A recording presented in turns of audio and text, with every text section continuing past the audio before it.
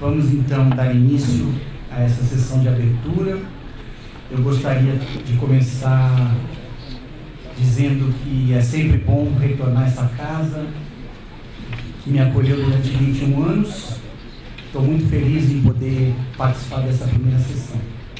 Também queria parabenizar o Igor, agora pelos 70 anos, pela homenagem. Você merece. Então eu vou passar a palavra para o professor Nathan Hauser, dispensa apresentações, é um querido amigo nosso. O texto é The Disintegration of Social Mind.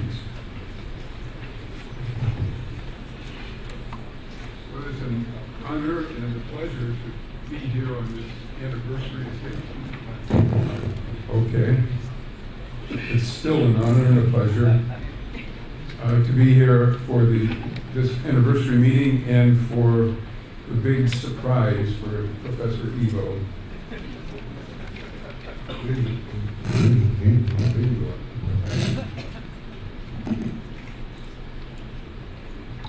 What is the world coming to?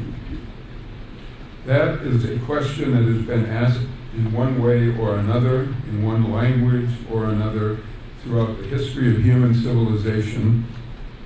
As the technological underpinnings of society have changed and the social fabric has been retailored to suit new fashions.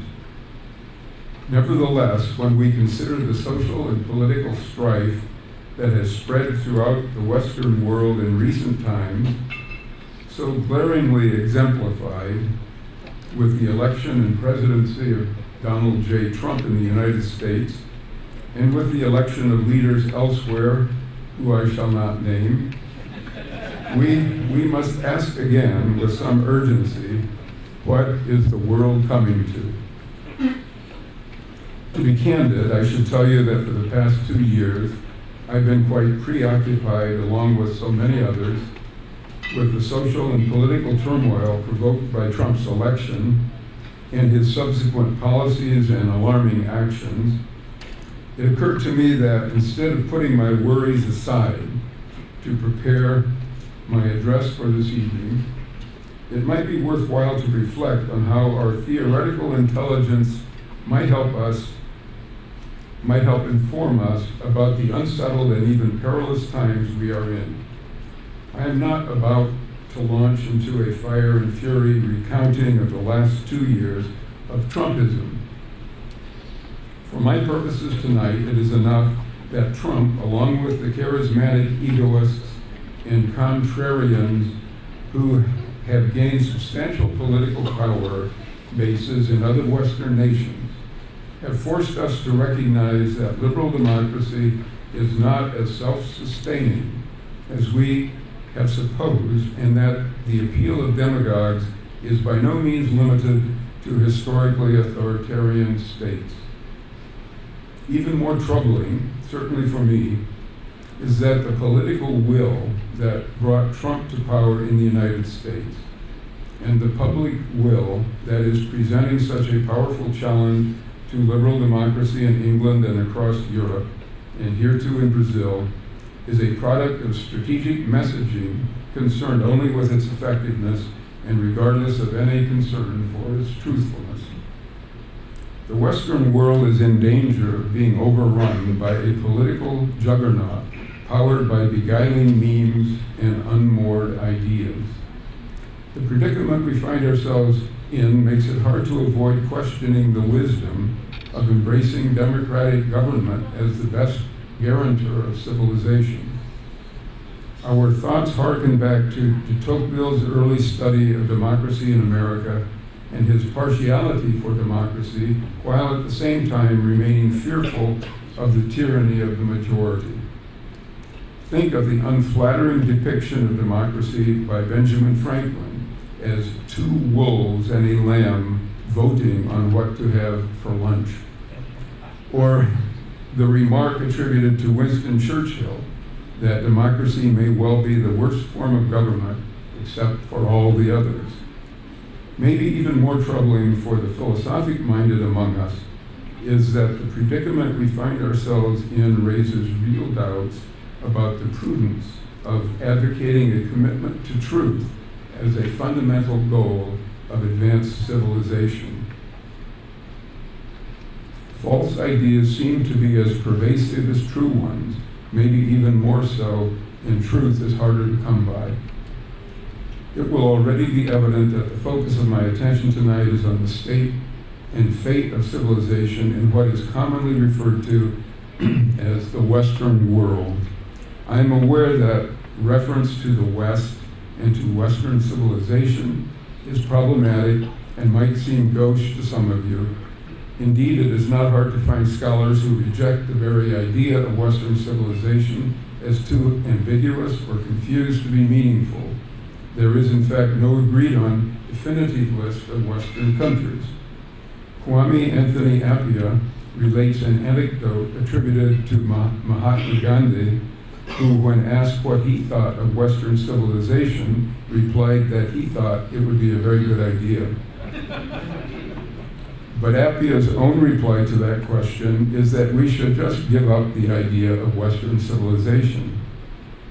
Liberty, he argues, that the important values often credited to Western civilization, liberty, tolerance, and rational inquiry, are not the birthright of a single culture. Furthermore, as Appiah justly points out, all too often Western seems like a euphemism for white. For the most part, I agree with these deflationary remarks about Western civilization, as some of my later comments will attest.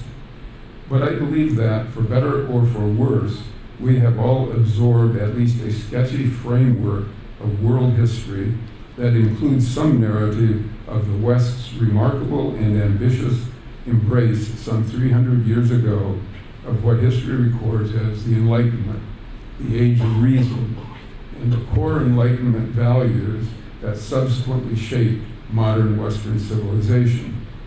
My concern tonight is how those values are being tested now, or to put it in the vernacular, how they are being trashed.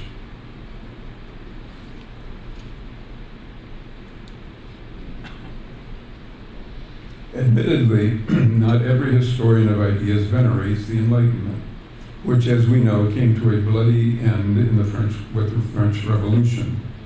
Those who identify more closely with the later Romantics believe that the Enlightenment thinkers were too dismissive of creative thought and too removed from the organic unity of the world. But even for those who believe that the Age of Reason was too narrowly focused and that it lost sight of some fundamental core values, it stands out as a watershed in the history of civilization, a pivotal period of transformational outlook that implanted many of the social and political ideals that have served to guide the West for more than the last 3 centuries. Following in the wake of the Renaissance, the Reformation, and the Scientific Revolution, the Enlightenment bolstered the stature of ordinary individuals and promoted freedom of thought and expression. Reason and common sense were extolled as a rightful check on authority, whether of the church or state, and the key to a better, more just world. The revolutionary transformation in attitude is starkly exhibited in Immanuel Kant's gloss on the biblical story of Abraham's willingness to obey what he took to be God's command to sacrifice his own son, Isaac. According to Kant, Abraham's moral sense should have made him suspicious of such a cruel command, and his reason should have led him to reject the purported divine voice as inauthentic.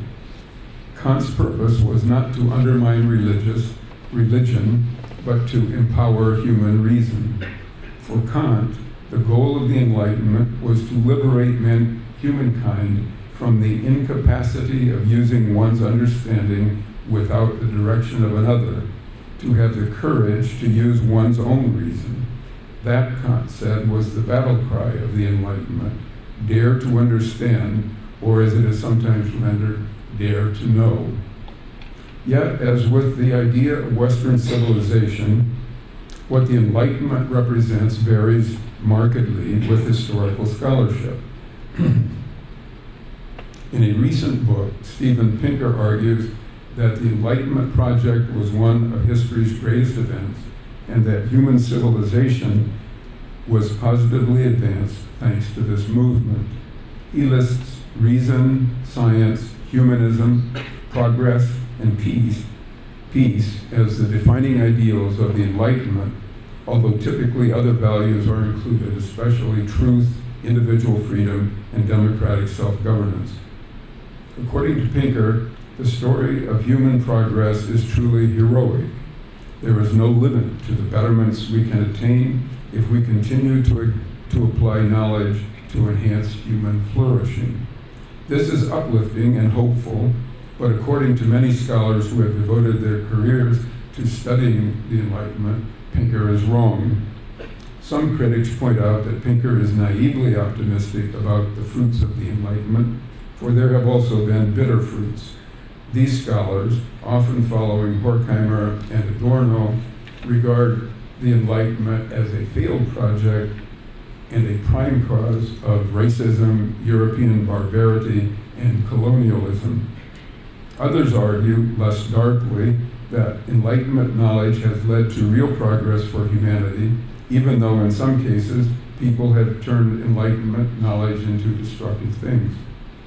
Pinker defends his account by claiming that his purpose was not to contribute to intellectual history per se, but to show more generally that Enlightenment ideals are timeless and that they have never been more relevant than they are right now. He says that his use of the expression, the Enlightenment, is simply as a handy rubric for the pivotal set of ideals that found their most vehement and enduring expression in the Enlightenment era. It is the set of ideals bequeathed from the Enlightenment and how they have contributed to civilization's progress that interests Pinker. That is also my interest tonight, but with a less optimistic outlook than Pinker's. As I'm sure you know, the values and ideals championed by the giants of the Enlightenment found fertile ground in the American colonies in the 18th century and they became guiding principles for the revolutionary experiment in government embodied in the United States Constitution and Bill of Rights.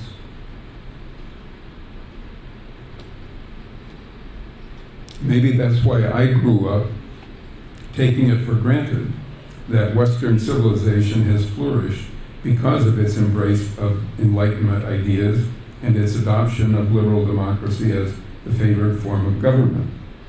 Of course, that supposition can be challenged, perhaps most effectively by arguing that the success and vitality of the West has more to do with economic dominance and the raw accumulation of power than with its embrace of social and political liberalism. Was it the appeal of human rights and egalitarianism and the freedom of speech that fueled the success of the West, or was it all economics? To what extent free enterprise, and more specifically unregulated capitalism, flows naturally from liberal democracy is a matter of great debate. The belief that it does is a source of considerable opposition to the West and to liberal democracy in some quarters. These questions lie beyond the scope of tonight's ruminations.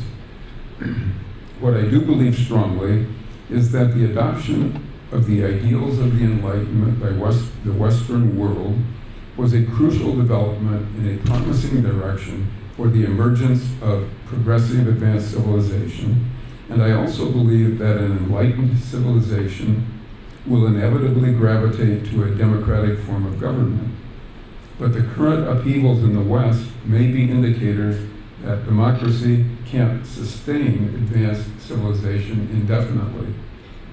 Can liberal democracies really hope to endure toward a seemingly endless future, or do the very principles and dynamics at their core inject a self-destructive danger, a churn that will inevitably or eventually take hold and spawn currents of opposition and dissent, which will inescapably lead to that state's demise? This may be what Derrida meant by his idea that democracy is governed by an autoimmune logic. the idea that forces within democracies intent on improving or defending them will unwittingly set them on a path of destruction. In a moment, I will narrow my focus and turn more directly to what I believe are the key factors that have led to the present crisis in the West. But first, I will lay some groundwork. It is my contention that a healthy and stable society functions within the context of a web of cultural practices and traditions that constitutes its national identity and, more broadly, its parent civilization. Some of you will recall that at these meetings 3 years ago, I proposed that our cultural practices and traditions and our most quintessential institutions constitute a network of habits and routines that are reservoirs of social beliefs. Not only does the web of cultural practices and traditions with their supporting institutions constitute a national identity, it is quite literally the social mind of its culture or civilization. This social mind is the external mind shared by those individuals whose lives it conditions and whose thought it shapes.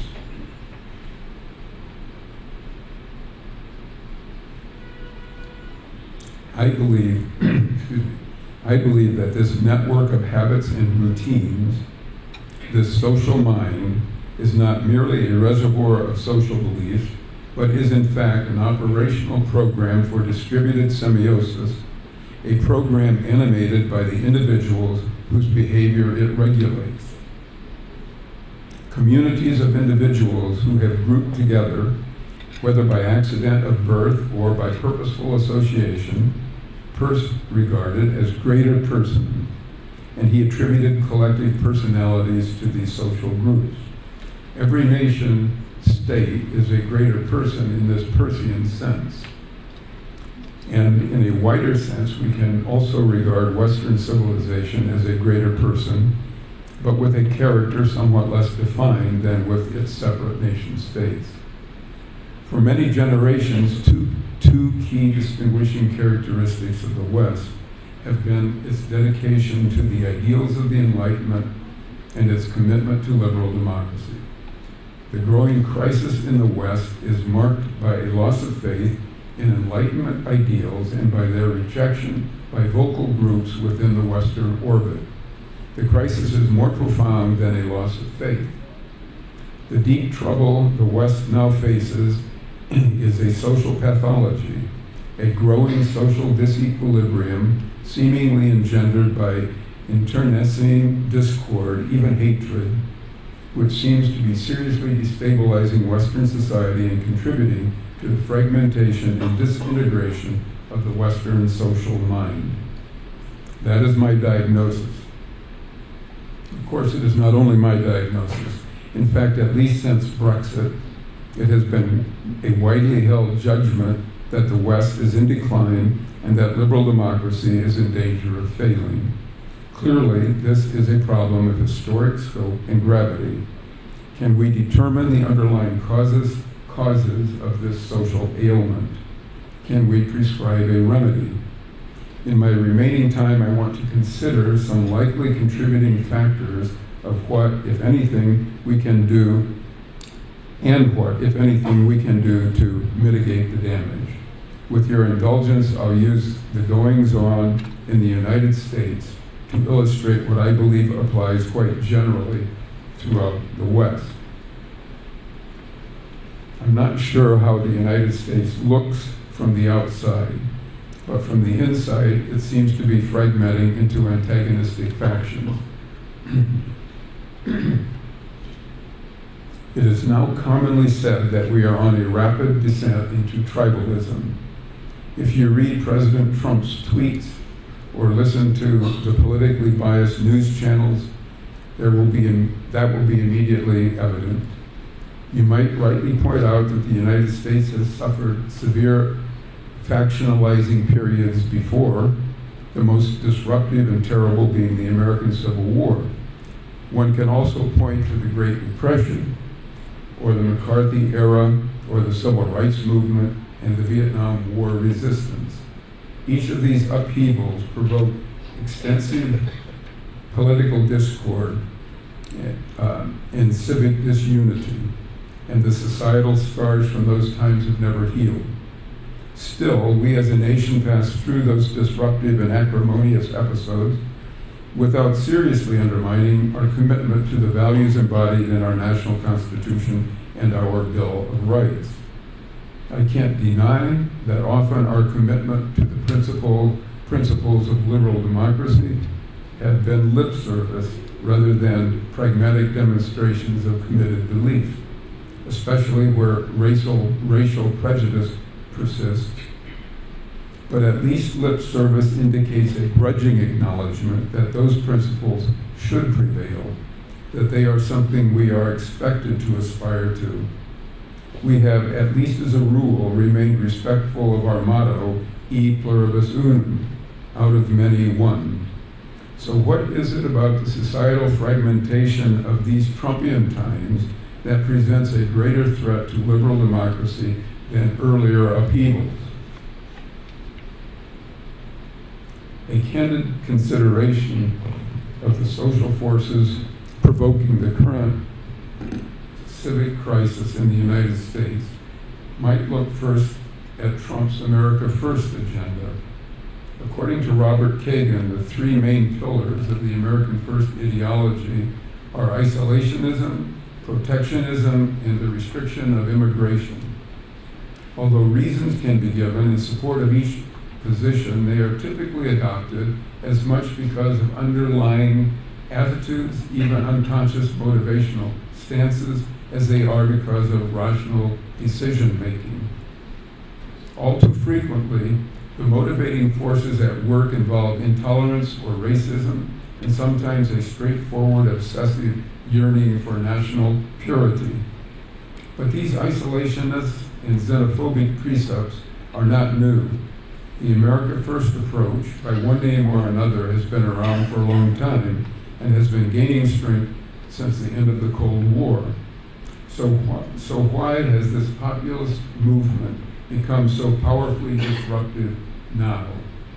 Something is fueling the flames like never before. If I ask you what you think is fueling the flames of civic discord and why they are spreading so quickly, I imagine that many of you would answer that advanced communications technologies and social forums are likely suspects. Some of you might suggest that propaganda is the culprit, the deliberate use of cleverly crafted messages designed to inflame the passions of targeted audiences. And some of you might suggest that part of the problem is the acutely competitive 24-hour news cycle infrastructure that has conditioned large segments of the public to expect entertaining and all too often partisan programming rather than fact-based, unbiased reporting. These are good suggestions, and I agree that they are fueling the flames of discord. But there is another culprit lurking at the base of the crisis in the West, something even more corrupting of liberal democracy. This beguiling menace is the perverse interpretation of respect for the individual to mean that what I believe to be true and what I believe to be right cannot be legitimately challenged by argument or by inquiry, nor by purported conflicting facts. Your truth may be your truth, but my truth cannot be challenged and will not be swayed by your truth. This pernicious doctrine amounts to the rejection of two of the most fundamental Enlightenment values, rationality and truth.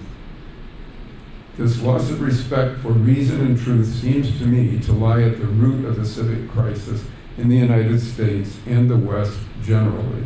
I believe it is the deep-rooted malignancy that is attacking the social mind and rending the social fabric of the Western liberal democracies.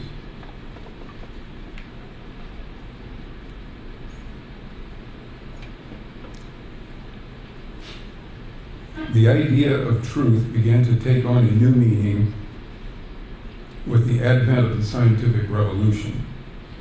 Up to that time, truth was a prize to be attained by reason or from trusted authorities, either directly or indirectly, or it was thought to be obtainable through revelation as a gift of faith. But with the rise of experimental science, a new conception of truth emerged. The idea of truth as an expression of fact, something that can be tested in experience. Sir Francis Bacon pioneered the use of observation of the material world rather than discourse and debate alone to disclose and advance truth, and he introduced the method of inductive logic to replace the sophistical logic of pure deductive reason.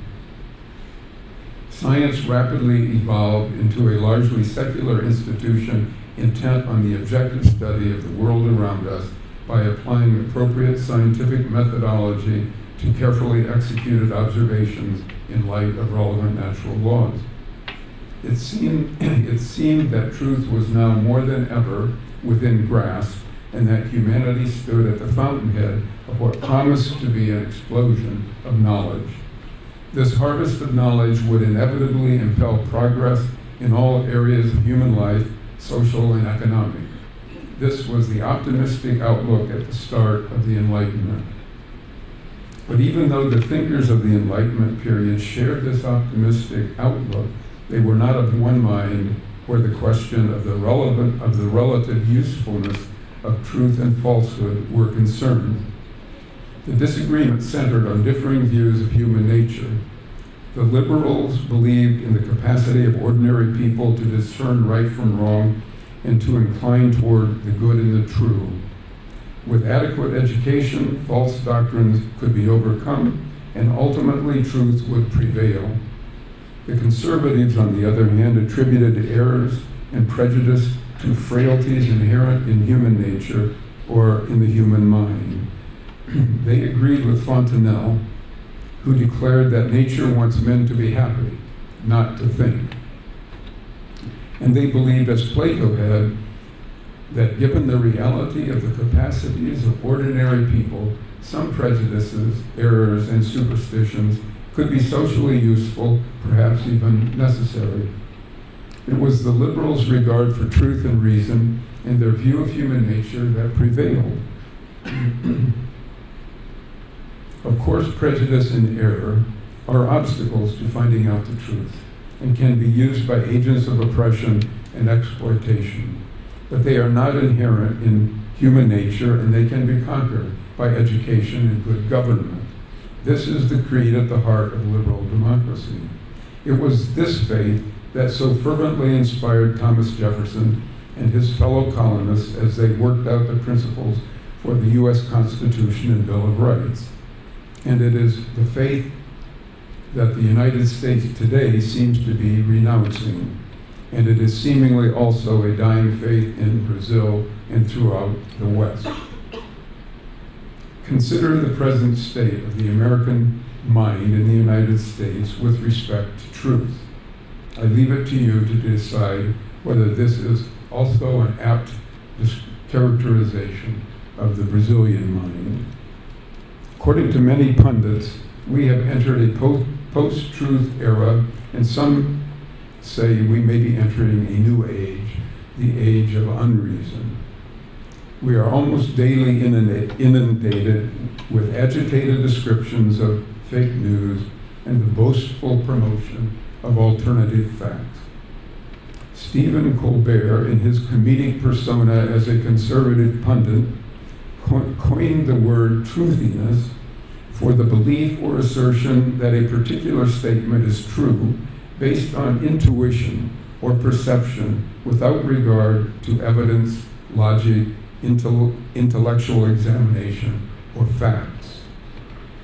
According to Colbert, the seemingly growing multitude that embraces truthiness rather than old-fashioned truth is convinced that truth comes from the gut and that everyone has a right to their separate truths.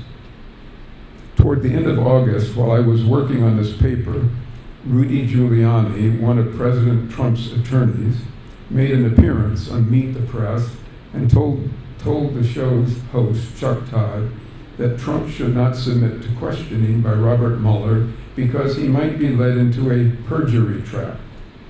But not because Trump would lie, Giuliani said, but because truth isn't truth anymore. Nowadays, he told Todd, facts are in the eye of the beholder. Trump and his promoters have tapped into a base of support for which truth is as fluid and subjective from the gut as Colbert and Giuliani have indicated. And although the Trump base does not constitute a majority of U.S. citizens, it is certainly a large minority, dividing American society into irreconcilably antagonistic camps. How could it happen that a society governed by a long-established shared set of principles, a common social mind, summarily splinters into very unlike-minded camps? We now know that the populist support for Trump's America First agenda has been motivated and invigorated by deliberate propaganda offensives and the strategic dissemination of misinformation. Peter Hacker states bluntly that starting with Brexit and the 2016 U.S. presidential election, blatant lies were advanced by politicians and journalists. Lies, also known as alternative facts, became legitimate political currency. All that mattered was obtaining the votes. But underneath these developments, one cannot fail to see that there are powerful anti-liberal forces at work, forces that embrace the opinion of Fontenelle that ordinary people, the masses, are only concerned with what Peirce called matters of vital importance. These powerful anti-liberal forces regard human nature as frail and flawed, and they believe that prejudice, falsehood, superstition, and outright hate can be exploited for political and social designs. They appear to be right. By his intensive campaign to exploit class hostility and to elevate racial, economic, and religious fears of susceptible Americans, Trump has provided a powerful demonstration that the anti-liberal forces just might be able to succeed in taking down the Western democracies. Trump and the self-appointed and the self-proclaimed populists in the West, whether intentionally or not, are playing into the hands of Vladimir Putin, whose mission, at least since 2005, has been to reestablish Russian power and to weaken the West. More specifically, Putin's aim seems to be to stop and hopefully reverse the global spread of liberal democracy and to provide a non-democratic alternative.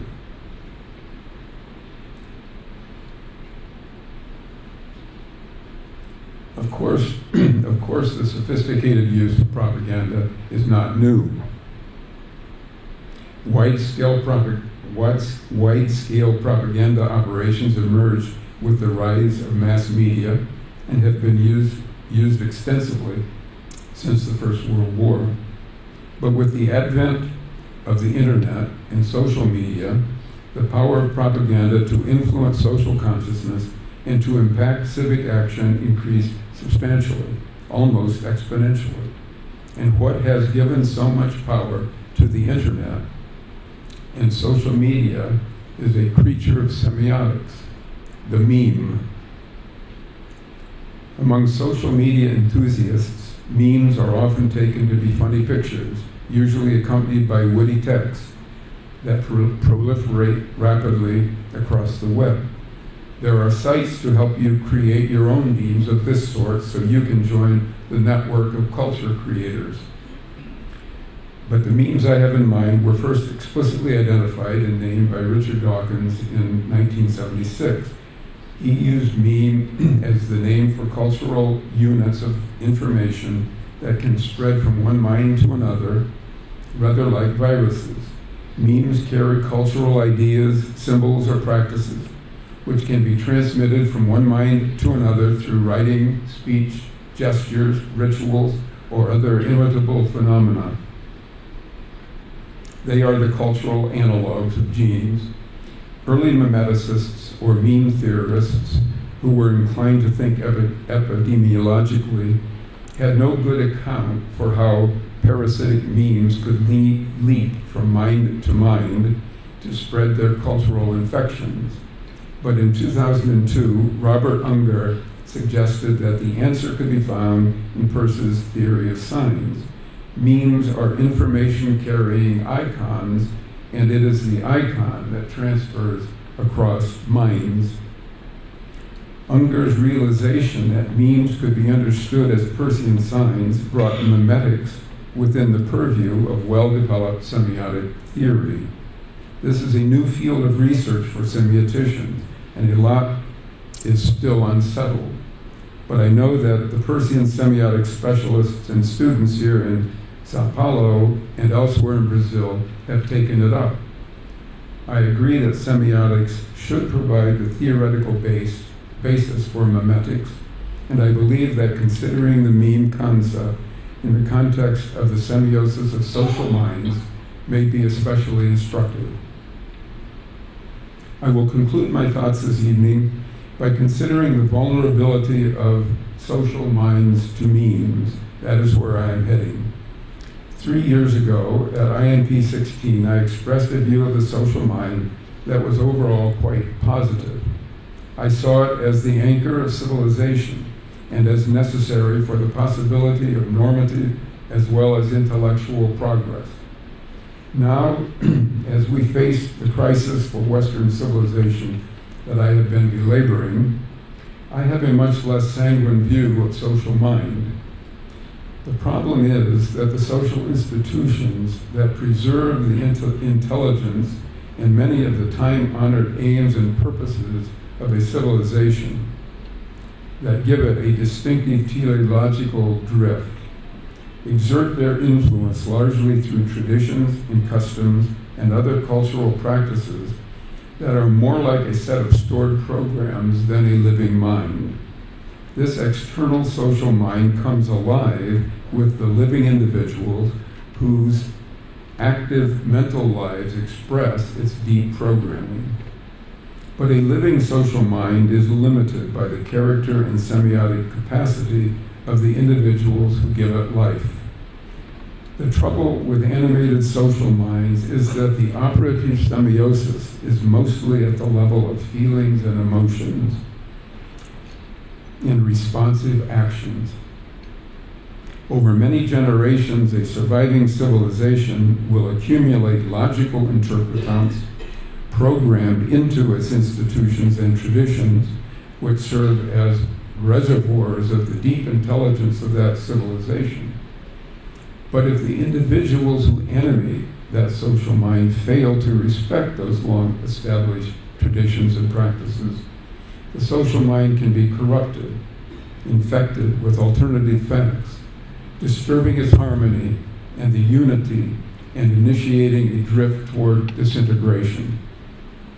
It is my contention that the active mental life of social minds consists of sign processes involving predominantly emotional and energetic interpretants, what we might think of as the earlier stages of semiosis, or at least the mostly non-intellectual stages. This is the level of communal thought that can be most influenced by cleverly designed memes and instruments of propaganda, which can lead to the substitution of destructive prejudices in place of the guiding ideals of civic tradition. Because of the basic iconic nature of memes, they function at the emotional level and can arouse impulses and generate actions, including the irrational commitment to slogans and dogmas that tend to and may have been designed to fragment society into irreconcilable camps no longer unified within the compass of a shared social mind. Two questions emerge at this point. Are memes really being used deliberately and effectively to weaken liberal democracy? And if so, can liberal democracy be saved? I'll close by responding briefly to each of these questions. The short answer to the first question is yes. Frankly, I think we have all read enough real news about this issue over the last 2 years to be pretty confident that it is happening. But one point about memes that I haven't yet mentioned is relevant, a point Daniel Dennett likes to stress. Memes, like viruses, are symbionts, dependent on the reproductive machinery of their hosts, which they exploit for their own ends. Clearly, the success of meme warfare since Brexit has been enabled and empowered by the internet and social media technology, which obviously provides reproductive machinery aplenty. Am I begging the question by using the expression meme warfare? No, I'm not. Note first, as Deidre Olson recently pointed out in Salon, memes can and are used to simplify complex political and social commentary into easily digestible tidbits, and the ability of memes to communicate ideology is boundless. Next, let me read some passages from an article in the newspaper that was slipped under my hotel door in October 2007 when I was in New Orleans attending a meeting of the Semiotic Society of America. The title of the article is "Media Hubs in Iraq Mark New Battlefield." The article began, "The U.S. military says it has captured at least 6 al-Qaeda media centers in Iraq and arrested 20 suspected propaganda leaders. The seizures underscore the importance al-Qaeda has placed on media, primarily the internet." The article went on to report that Ayman al-Zawahiri, Osama bin Laden's deputy, affirmed that the battle for the hearts and minds of followers was taking place in the battlefield of the media. By 2015, the focus of this kind of warfare had shifted explicitly to memes. In the official journal of NATO Strategic Communications, in an article entitled "It's Time to Embrace Memetic Warfare," Jeff Gisia writes, "Memetic warfare is competition over narrative, ideas, and social control in a social media battlefield. The online battlefield of perception will only grow in importance in both warfare and diplomacy." He went on to say that even for those of us who live on social media, it is sometimes difficult to appreciate how quickly information can spread, the profundity of its global scope, and the significance of its impact on perceptions, narratives, and social movements. Once one starts viewing the internet through meme-colored glasses, you see memetic warfare everywhere.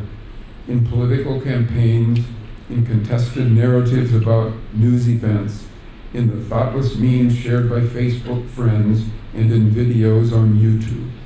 Hashtags, one might say, are operational coordinates of memetic warfare.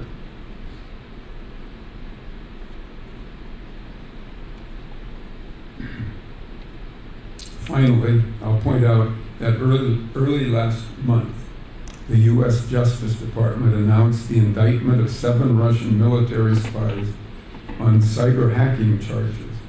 The Washington Post reported that the incident further exposes Moscow's ongoing widespread campaign to discredit Western democracy and international institutions through disinformation and other measures. The aim, officials said, is to muddy or alter perceptions of the truth. So yes, memes have been weaponized to undermine liberal democracy, and the readiness of so many of us in the West to reject the liberal ideals of their civic traditions and to dissociate themselves from large factions of their fellow citizens suggests that this attack on the West is succeeding. In conclusion, I'll give a very brief answer to the question, can liberal democracy be saved? I have already expressed the view of a number of great thinkers who have serious reservations about the viability of democracy for the long run. Plato's belief that ordinary people cannot be trusted to govern themselves well has been widely held throughout history, and is a view still held by those who advocate resort to some form of the noble lie.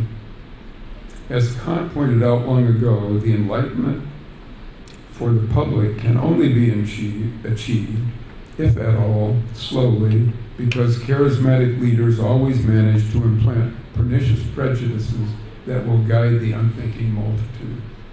A foreshadowing of de Tocqueville's fear that democracy would fall prey to the tyranny of the majority. Now with our advanced communications technologies, pernicious prejudices and false ideas can be spread explosively or targeted strategically to remarkable and poisonous effect. It is far from certain that democracy can be saved, let alone liberal democracy. And whether democracy even should be saved depends on whether a respect and commitment to truth and reason can be redeemed, and whether we can find a better way to promote objective learning across society at large. That is certainly my hope. But truth does not come easily, and the difference between a false idea and a true one is not apparent on their faces, nor by the emotional appeal of one or the other. And now when democracies are under attack, both from external and internal forces, wielding the semiotic power of memes, if there is a chance for the survival and resurgence of liberal democracy, it will depend on philosophers and semiotic warriors who remain committed to democracy and Enlightenment ideals as the best hope for humankind, and who understand that the control and management of semiosis is now the greatest threat, but maybe also the paramount tactical resource for spreading enlightened democratic values. In the battle to rehabilitate truth and save enlightened democracy, we must welcome the power of ideas, the power of signs, and use them strategically and forcefully. Obrigado.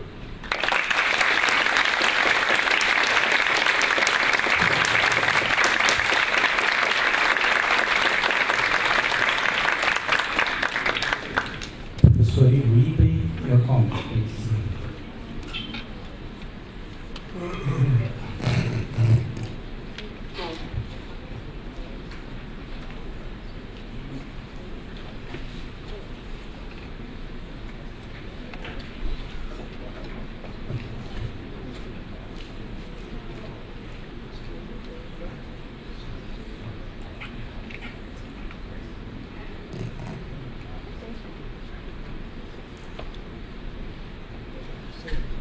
É com imenso prazer que recebemos uma vez mais o professor Rittenhauser para ser o nosso keynote speaker. O professor Hauser faz parte da história dos encontros internacionais de pragmatismo desde as suas primeiras edições. Ele tem estimulado e divulgado o evento no exterior e foi dele a sugestão de incorporarmos uma sessão de comunicações de alunos de mestrado e doutorado, jovens mestres e doutores e livros sobre missões de estudiosos da área. Seria redundante dizer que ele é um personagem dos mais importantes desse evento.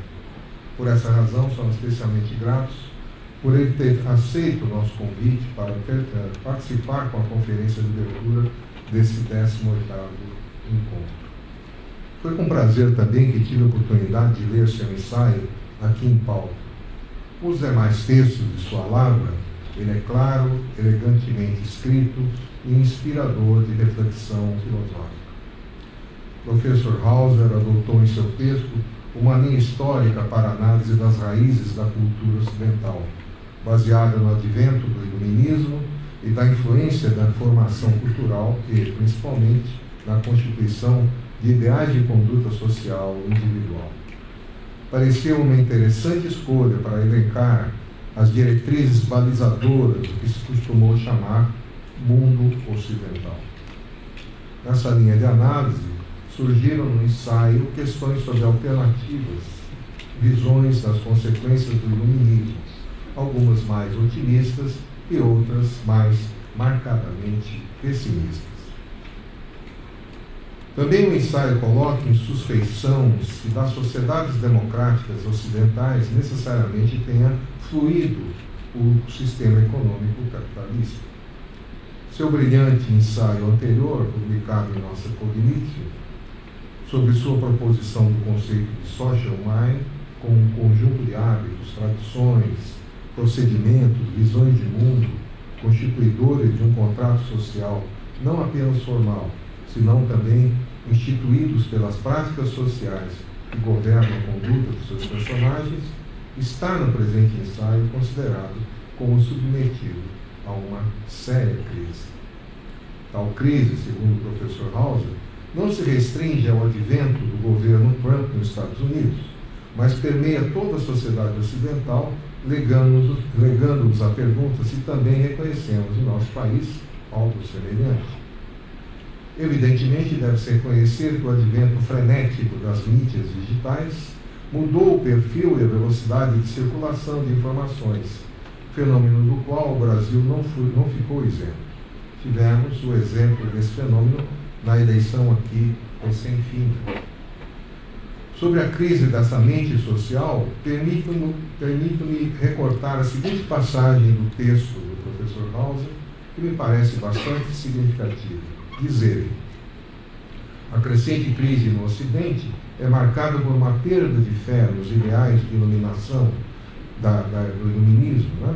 E por sua rejeição por grupos locais dentro da órbita ocidental. A crise é mais profunda do que uma perda da fé. O problema profundo que o Ocidente enfrenta agora é uma patologia social, um desequilíbrio social crescente, aparentemente engendrado por discórdia, mesmo ódio, que parece desestabilizar seriamente a sociedade ocidental e contribuir para a fragmentação e desintegração da mente social do Ocidente.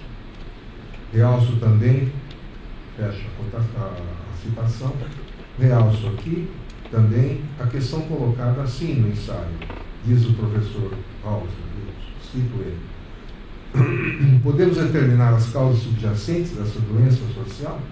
Podemos, eventualmente, prescrever um remédio? Né? Fecha a citação. Primeiramente, antes de prescrever um possível remédio, o ensaio caracteriza as raízes dessa doença, em que os bons, ou talvez reconhecidamente positivos, valores do iluminismo ficam, de certa forma, esgarçados. E na esteira desse esgarçamento, segue-se a expressão que dá o título a esse ensaio, a saber, a desintegração da mente social. E no mesmo pacote de razões apontadas para o fenômeno estão conceitos que já se tornaram de domínio público, isso é, fake news, fatos alternativos e pós-verdade. Como o advento desses conceitos conseguiram criar uma crise que subverteram os mais caros valores herdados do iluminismo, de alguma forma centrados na ideia de que a educação e o conhecimento iriam conduzir os cidadãos à verdade, e assim fazendo, ela os tornaria livres. Constata-se então que tais valores baseados na busca da verdade encontram-se minados por práticas manipuladoras da informação, tornando aquilo que teria um perfil objetivo algo subjetivo e relativo. Relativismo e subjetivismo não coadunam com o que se pretende objetivamente verdadeiro, à medida em que esse se caracteriza por seu reconhecimento comum e assim partilhado. Cito aqui, uma vez mais, um trecho significativo do ensaio do professor Hauser. Diz ele: de acordo com muitos especialistas, entramos em uma era pós-verdade e alguns dizem que podemos estar entrando em uma nova era, a era da irracionalidade. Somos quase que diariamente inundados por inscrições agitadas de notícias falsas pela promoção prepotente de fatos alternativos. É claro que o uso sofisticado de propaganda não é novo. Operações de propaganda em larga escala surgiram com o surgimento da mídia de massa e foram amplamente utilizados desde a Primeira Guerra Mundial. Mas com o advento da internet e das mídias sociais, o poder da propaganda para influenciar a consciência social e para impactar a ação cívica aumentou substancialmente, quase exponencialmente. E o que deu tanto poder à internet e às mídias sociais é uma criatura da semiótica, o meme. Fecho a citação. O foco no meme parece plausível no que respeita ao método pelo qual as fake news se propagam de modo eficiente, principalmente porque, em expressiva maioria, os memes orbitam em torno de um tom que traz descredenciamento mesclado ao humor. Essa forma, que lhe é mais característica, os dota de uma leveza tipicamente icônica, mascarando, contudo, uma densidade ideológica que se molda semioticamente por interpretantes emocionais e energéticos. Recentemente também tive a oportunidade de apresentar um trabalho sobre as consequências danosas dessa circulação de fake news, caracterizando-as como narrativas que perdem sua referência aos fatos. Essa perda da âncora fundamental do que pode ser considerado verdadeiro, os fatos, verifica-se, a meu ver, muito antes do advento da produção intencionada de propaganda, aqui mencionada no ensaio do professor House. Recorra-se novamente à história. Não eram os sofistas aqueles que descredenciavam a possibilidade de uma verdade partilhada por subjetivá-la e relativizá-la no interior de sua filosofia epistemologicamente cética? Mas por que esse exemplo tão distante teria vínculo com a atualidade? Malgrado a filosofia sofista não tivesse a face moralmente deletéria da mentira intencionada, ela pode aqui ser arrolada pelos efeitos que teria acarretado na sociedade ateniense. Sabe-se da história das ideias que Atenas incorreu em franca decadência nessa época, marcadamente pelo esgarçamento do tecido social causado pela impossibilidade da verdade, tomada como um reconhecimento de valores que balizassem a conduta da comunidade. Não era esse fenômeno um precoce caso de desintegração da mente social? O ensaio do professor Hauser manifesta, não sem razão, uma aguda preocupação com essa desintegração, finalizando por convocar todos aqueles que creem no valor da verdade para combater o efeito deletério desse relativismo a que ela foi submetida. Contudo, vale retornar à pergunta inicial do ensaio, a saber, para onde está indo a sociedade ocidental? À luz dessa questão, eu gostaria de submeter à apreciação do professor Hauser as seguintes considerações. A primeira, não seria a nossa cultura tão plena de mediações de toda ordem, o invólucro protetor contra as consequências mais danosas do abandono dos fatos, ou de modo mais geral, da própria realidade, tomada como concepção de algo independente de nossas representações? Não poderiam os homens errarem mais, equivocarem-se redundantemente em seus juízos, protegidos que estão por esse elenco de mediações que neutralizariam os efeitos da entrada da realidade na consciência? Não teria, enfim, nossa humana cultura que nos afastou radicalmente de uma natureza em cujo ambiente os erros humanos foram por séculos historicamente letais, o antídoto retardador das inconsistências entre os fatos e a narrativa dos fatos? O segundo item, retomando Peirce, mencionado também por um outro viés no texto do professor Hauser, eu diria, não seria o advento da verdade algo inexorável para o que nossas concepções acabam por tender, malgrado o retardamento do seu reaparecimento, pelo invólucro protetor de uma cultura que anestesia as consequências do seu descredenciamento, seja por ocultamento, seja por sua subjetivação e relativização? O terceiro item, admitindo-se plausível essa tendência apregoada por Peirce, não deveríamos ser epistemológica e ontologicamente mais otimistas, direcionando nossas ações pela crença dessa tendência? Não estariam os fatos verdadeiros à espreita, aguardando pacientemente o seu reconhecimento na boa esteira das palavras de Peirce? E aqui eu o cito. Diz Peirce: iluda-te o quanto quiseres, tens uma experiência direta de algo reagindo contra ti. Pode supor que haja alguma substância onde ambos, o ego e o não ego, possuem as raízes dos seus seres. Mas isso é irrelevante. O fato da reação existe. Há a proposição de que assim o é, seja qual for a sua opinião. A essência da verdade reside em sua resistência em ser ignorado. Fecho a citação. Eu devolvo agora a palavra ao professor Hauser, a quem de fato, nessa noite, vale a pena ouvir.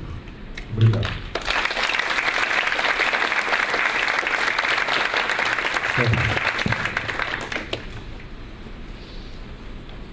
Well, thank you, Professor Ivo, for your discerning comments and for your penetrating questions, which I will try to answer briefly. First, I will say I'm not suggesting that we are in the one and only period of disintegrating social mind. That may very well have happened many times before, including your example from Greece.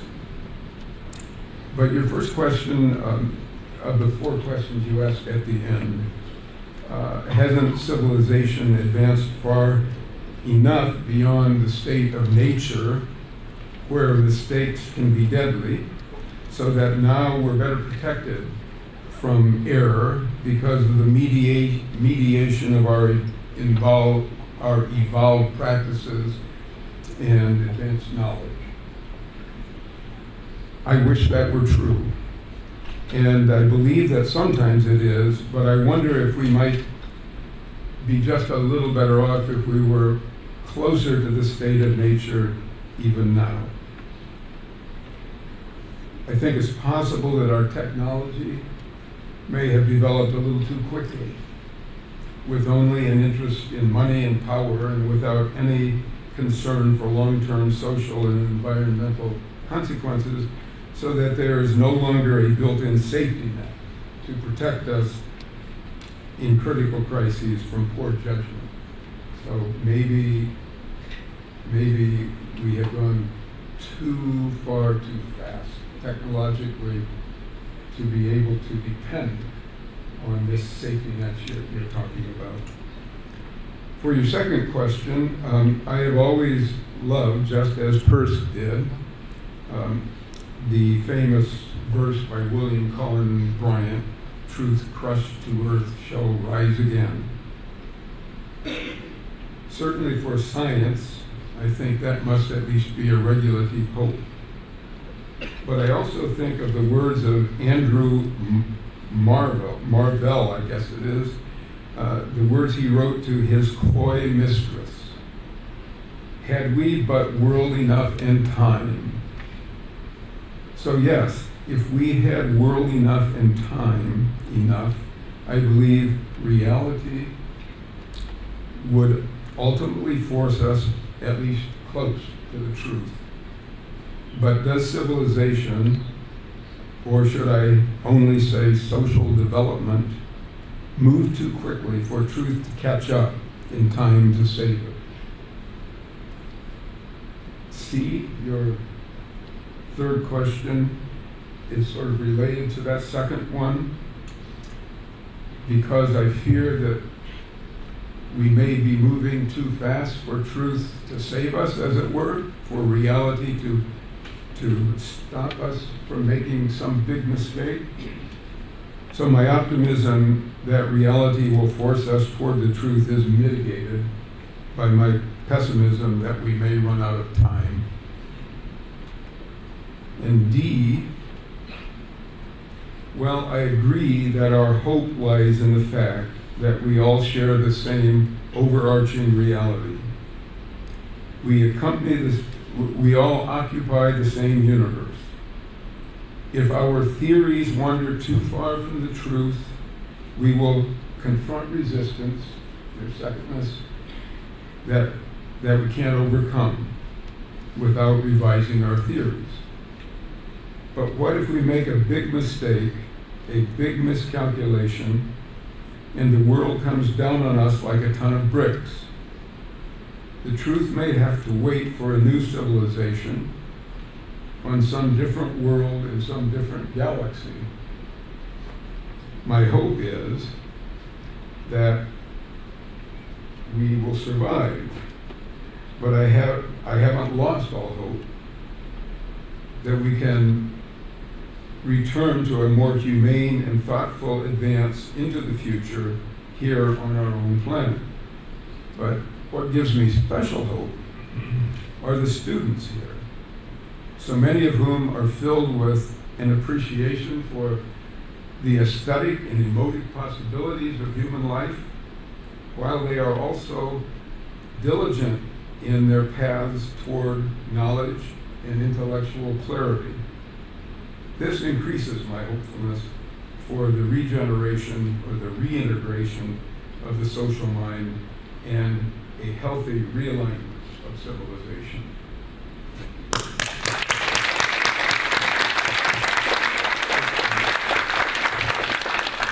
Okay, we have time for some questions. Professor Vincent, well, yes. Robert, that's it. One minute set of questions. What about Kant's great image of the broken timber of humanity? Maybe there is Please, Professor Robert. Microphone. What about Kant's great comment about the broken timber of humanity? There's something broken in human beings that is cyclically shown, connected with deep forms of resentment and attempts to compensate or to always engaged in negative comparisons. Resentment is based upon negative comparisons, and it's also based upon a sense of being in unequal circumstances, whether they're social or whether they are personal or whatever it would be. So my question would be, there seems to be another level below the level here of respect for truth that deals with the psychological morass, the psychological swamp of human beings that we have to advert to. It seems to be we're still working on a higher level without understanding the deep motivations of why we have come to such an incredibly difficult situation in which we find ourselves. Well, I mean, I didn't develop that perhaps enough, but I think my point, at least, about the social mind being largely enlivened by individual intelligences that operate primarily at the level of emotional and energetic interpretance is a way of addressing that point. It may not be developed, but I think that does work at the psychological level, and I think that, and that's at least my belief, that is what is being appealed to by what I regard as a propaganda campaign aimed at destabilizing the West's appreciation of certain values, democratic values. Please, could you come in to make your question in the microphone? Vincent, please. Are they bringing a microphone?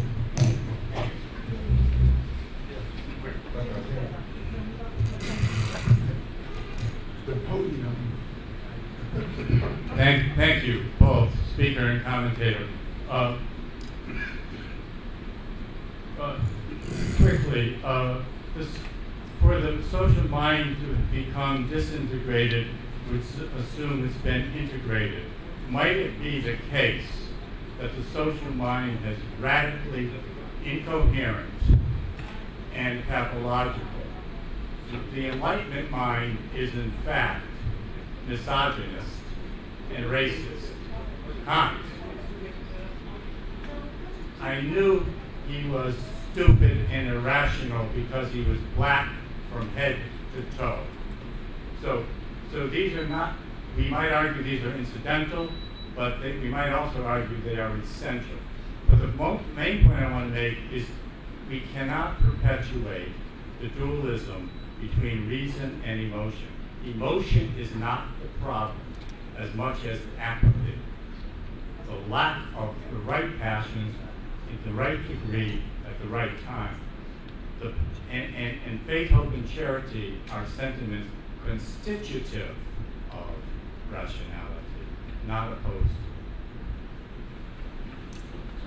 to. Well, I don't disagree with that.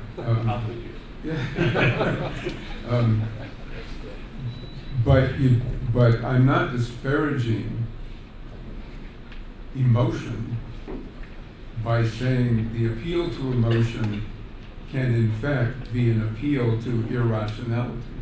And in fact, that is what has been happening. So rationality, of course, we know through Peirce's semiotic theory, I mean, rationality involves emotion at a certain level. It involves all three categories of experience. So I'm not disparaging emotion, I'm just simply saying that one can use one can make an emotional appeal that leads one into irrational behaviors, and it leads them to make decisions against their own best interests, and this is happening all the time. So I'm not saying that emotion is bad and rationality is good. I'm not making that separation, but you can appeal to someone on an emotional level in the absence of any rational justification for it, and the result can be disastrous. Cassandra.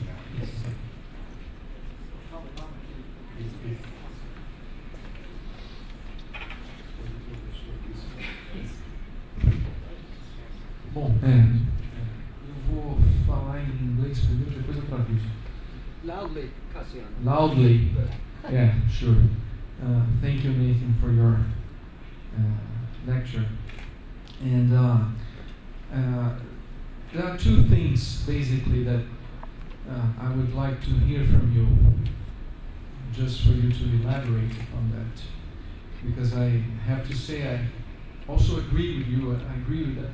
We have to build more rational mediations, and not only emotional and energetic, immediate responses, I guess I would say like that. But what we have seen here in Brazil recently was that the polarization of discussion was so strong that the so-called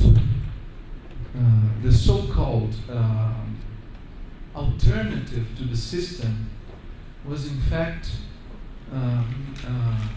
the anti-systemic discourse was in fact a discourse in favor of more system, and the so-called left was defending legality and institutionality, and what is not really the case to be making here. But my two questions are,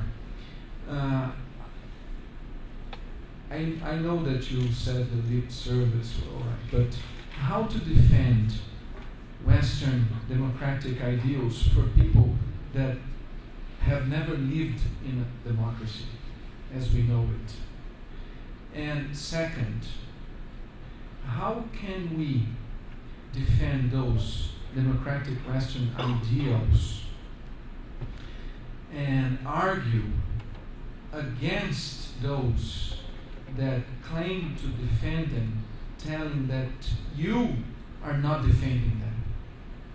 I mean, because this is a very common strategy of discourse. They, some side of the opposition claims that you are not defending what you are defending, and they say, I am defending what you should be defending. How can you argue, construct rational argumentations for this kind of situation? That's my process.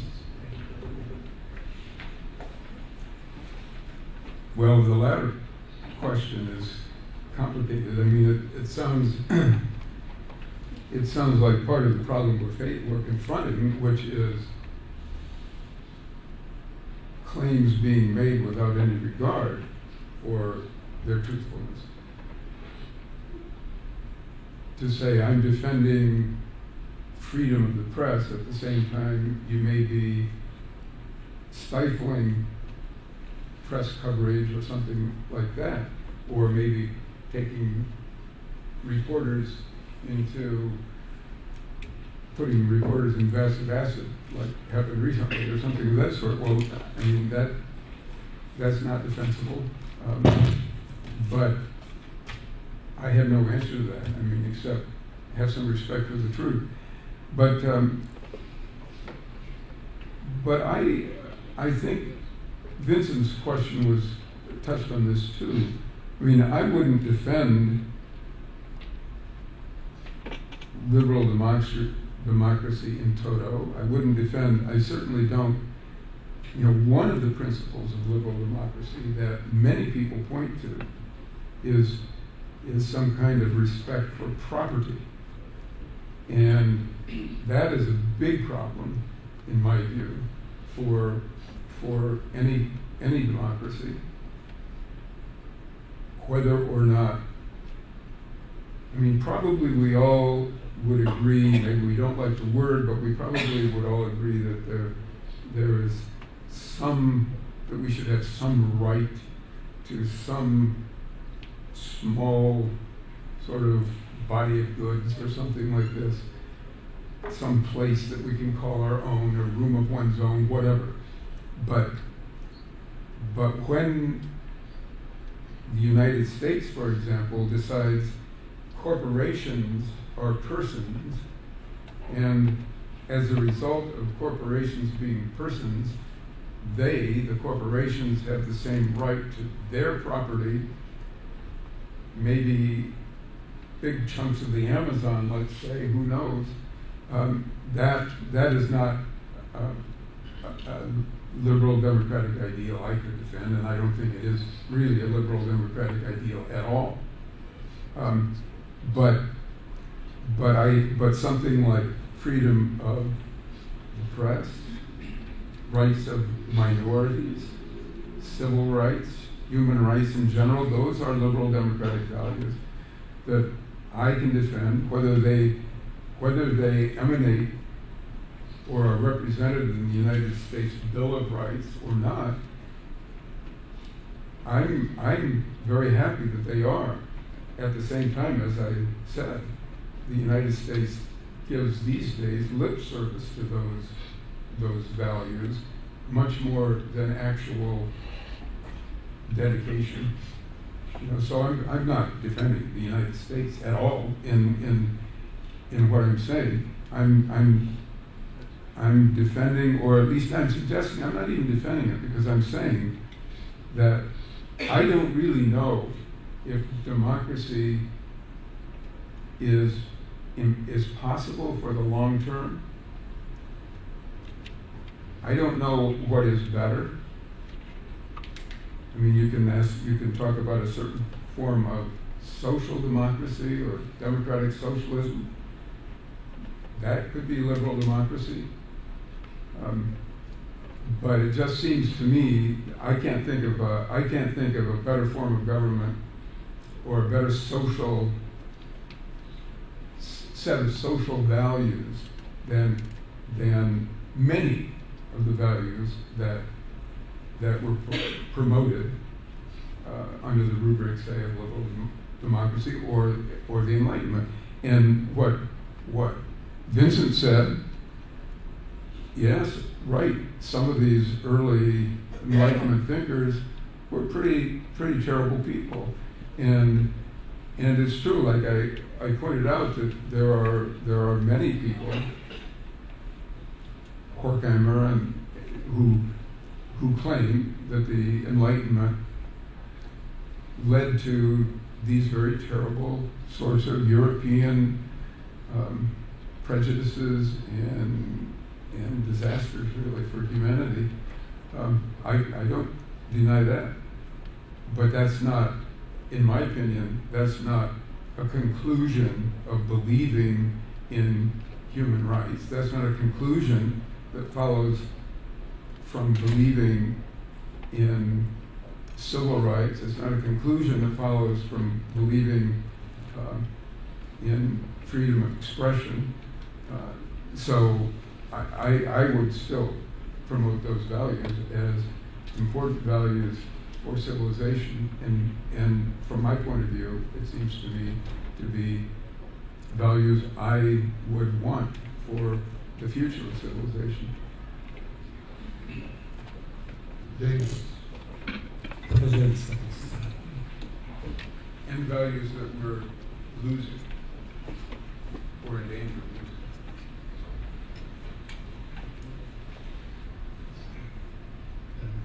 losing. Nathan, I'm surprised you didn't use the fixation of belief as a framework for your discussion. I wonder why, but it seems to me that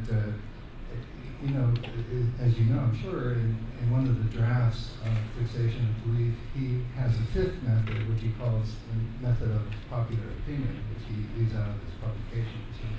But it would be the most relevant one to your particular paper. But what, I guess my question is, first a little framework and then the question, but it seems to me, why is Peirce interested in fixation of belief? Why do we need our beliefs fixed? And I think it centers around the idea of solidarity.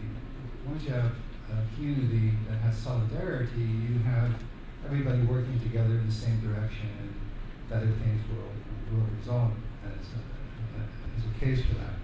So why is science the best method for creating solidarity in that sense? And I think that to use an analogy, let's look at medicine, for example.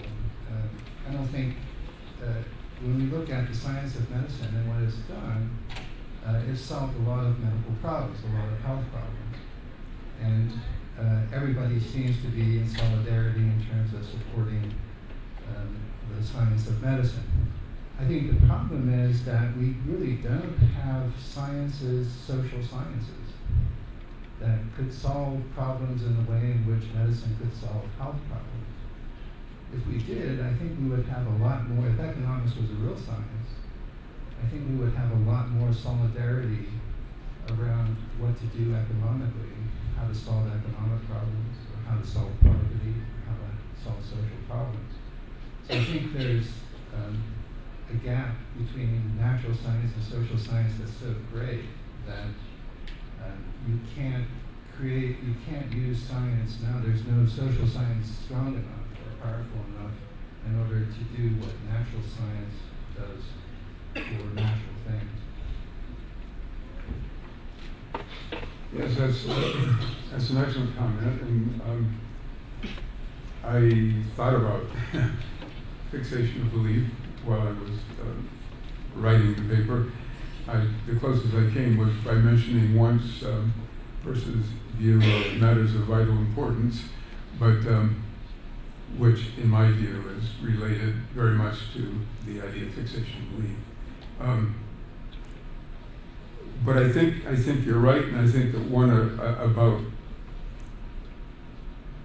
about science being useful, or that it could be useful for building solidarity in a deeper sense throughout civilization, you could say. But I don't see that there's any real motivating force at work to extend science in the direction you're saying into the social sciences.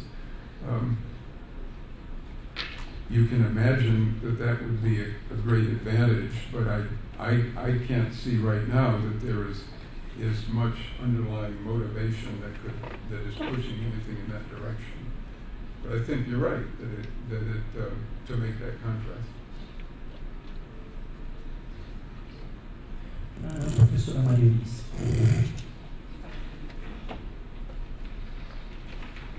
So Nathan, thank you very much for such a great talk.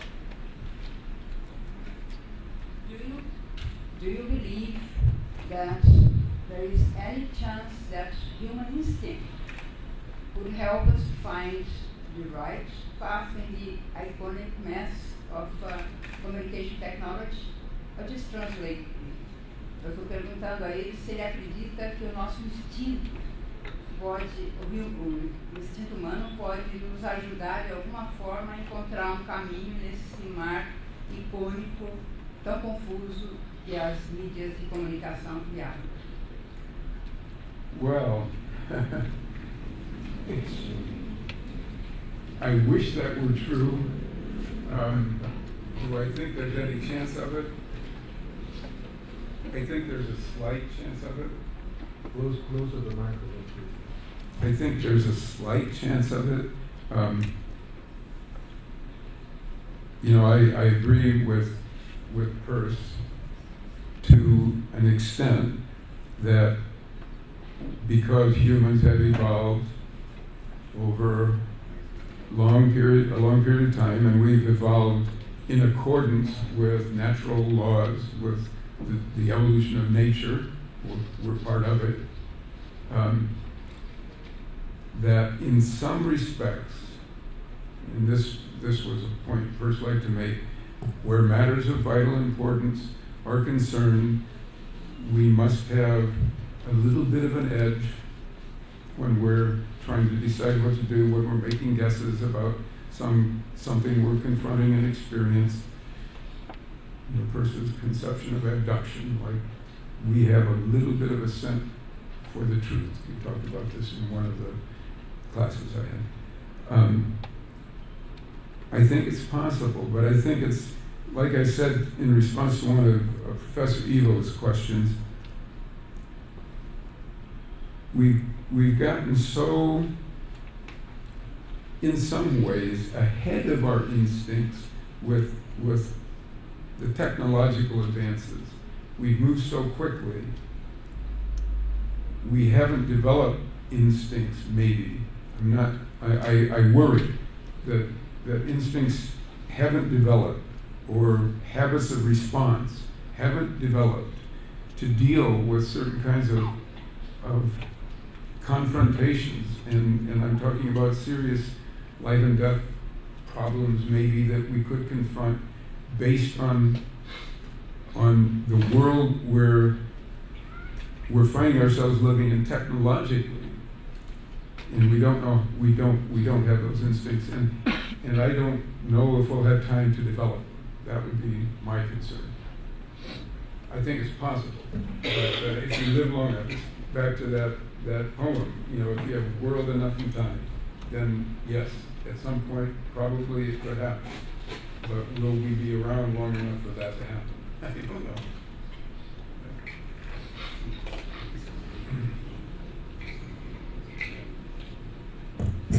One more question, please. One more question.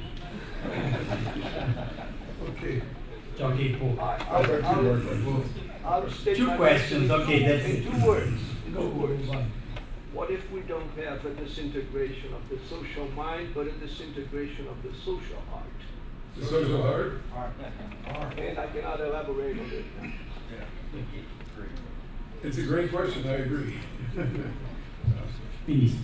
Peirce was adamant in saying that we don't have the power of introspection, and I think we are living in an age of too much belief in one's own introspection. And that brings me to the idea of an extreme nominalism. I think internet and social media has put us in this position of an extreme nominalism. And I'd like to see you elaborate on this idea. Well, I think that's probably right. I mean,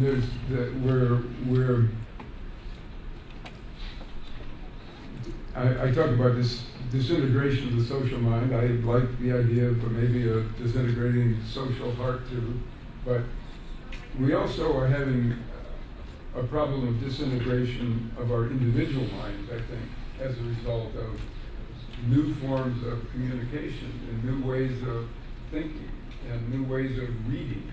And this fragmentation of our cognitive processes does seem to me to be a move in the direction of nominalism. I mean, it is a kind of nominalist movement. So I think I agree with you that we have sort of lost not just a sense of continuity, but we've lost we've lost a sense of integration of our own ideas.